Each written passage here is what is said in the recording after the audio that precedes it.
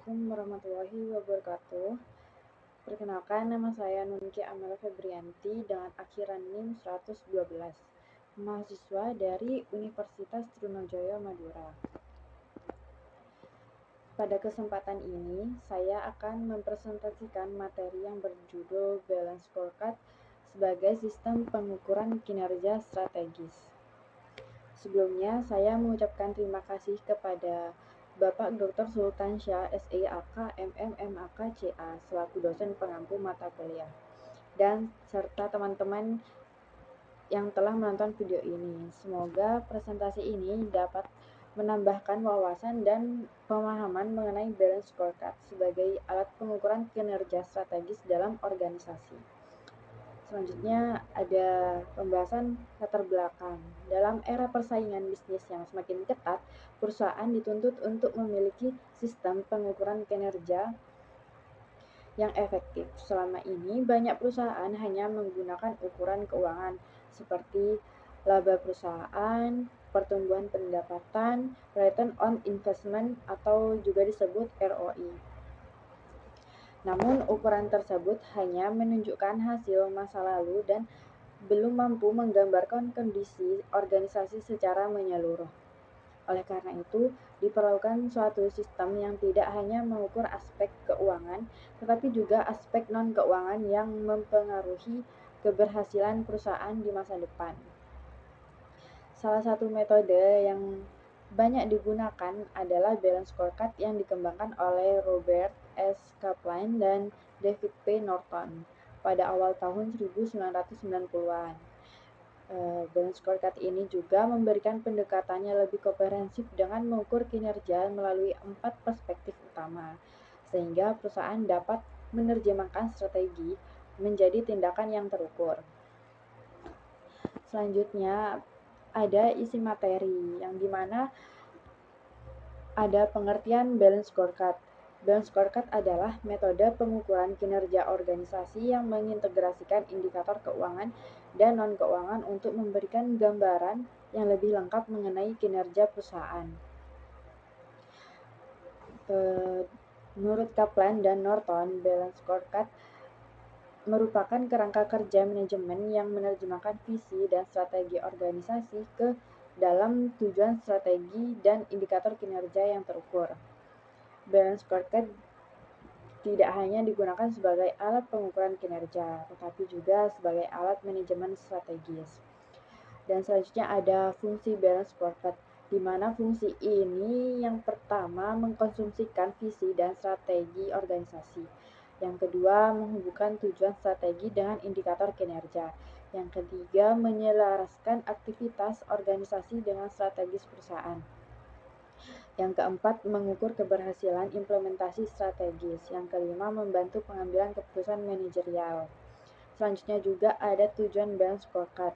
Tujuan utamanya itu ada mengukur kinerja secara komprehensif. Tidak hanya melihat hasil keuangan, tetapi juga faktor-faktor yang mempengaruhi keberhasilan organisasi. Selanjutnya juga ada menghubungkan strategi dengan indikator kinerja. Dengan adanya indikator ini, jelas dapat membantu manajemen memantau pencapaian strategi, mengevaluasi kinerja perusahaan, dan mengidentifikasi faktor yang memengaruhi keberhasilan strategis. Selanjutnya ada 4 comprehensive balance scorecard. Yang pertama, perspektif keuangan, di mana perspektif ini mengukur keberhasilan perusahaan dari finansialnya. Contoh indikatornya ada laba perusahaan, pertumbuhan pendapatan, return on investment, dan efisiensi penggunaan aset. Tujuannya ini adalah mengetahui apakah strategi perusahaan tersebut itu mampu memberikan nilai ekonomi. Selanjutnya ada perspektif pelanggan atau juga disebut customer perspektif. Perspektif ini berfokus pada bagaimana perusahaan memberikan nilai kepada pelanggan. Contoh indikatornya itu ada kepuasan pelanggan, loyalitas pelanggan, pangsa pasar, kualitas pelayanan. Semakin tinggi kepuasan pelanggan, semakin besar juga peluang perusahaan untuk mempertahankan pelanggannya. Dan selanjutnya ada perspektif proses bisnis internal. Perspektif ini juga menilai efektivitas proses internal perusahaan. Contoh indikatornya itu ada inovasi produk, efisiensi produksi, kualitas produk, kecepatan pelayanannya. Proses ini juga baik akan menghasilkan produk dan layanan yang lebih berkualitas. Selanjutnya ada perspektif pembelajaran dan pertumbuhan perspektif pertumbuhan dan perspektif ini juga berhubungan dengan pengembangan sumber daya manusia dan kemampuan organisasi berinovasi. Contoh indikatornya itu ada pelatihan karyawan, pengembangan kompetensi, inovasi organisasi, pemanfaatan teknologi informasi. Perspektif ini menjadi fondasi keberhasilan jangka panjang perusahaannya. Selanjutnya ada hubungan strategi dengan balance scorecard. Balance scorecard ini membantu menerjemahkan strategi perusahaan menjadi tujuan yang terukur. Terdapat dua konsep penting, yang dimana konsep pertamanya itu strategi MAP, merupakan peta strategi yang menggambarkan hubungan antara tujuan strategi dalam organisasinya. Yang kedua ada cause and effect relationship. Hubungan sebab akibat antara empat perspektif tersebut. Contohnya itu ada pembelajaran dan pertumbuhan yang baik, meningkatkan proses bisnis internal, meningkatkan kepuasan pelanggan, meningkatkan kinerja keuangan perusahaannya. Selanjutnya ada tahap penyusunan balance scorecard. Ada 5. Yang pertama itu menentukan visi dan strategi organisasi. Yang kedua, menentukan 4 perspektif kinerja. Yang ketiga itu menentukan KPI atau Key Performance Indicator. Dan yang keempat, menentukan target kinerja. Yang kelima, melakukan pengukuran dan evaluasi kinerja secara berkala.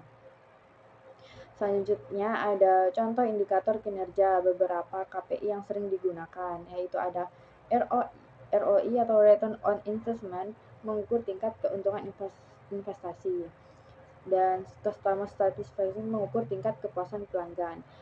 Terus ada Product Defect Rate, mengukur tingkat produk cacat, dan ada Employee Productivity, itu mengukur produktivitas karyawannya. Sebagai penutup, dapat disimpulkan bahwa balance scorecard merupakan sistem pengukuran kinerja strategi yang mengintegrasikan aspek keuangan dan non-keuangan.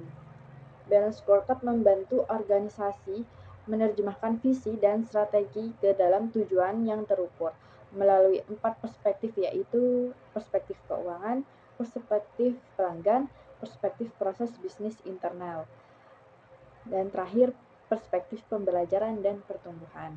Dengan menggunakan balance scorecard tersebut, perusahaan dapat mengevaluasi kinerja secara lebih komprehensif, meningkatkan efektivitas pengambilan keputusan, serta mencapai tujuan strategi secara lebih optimal. Demikian presentasi yang dapat saya sampaikan. Mohon maaf apabila terdapat kekurangan. Terima kasih atas perhatian Bapak atau Ibu dan teman-teman sekalian. Wassalamualaikum warahmatullahi wabarakatuh.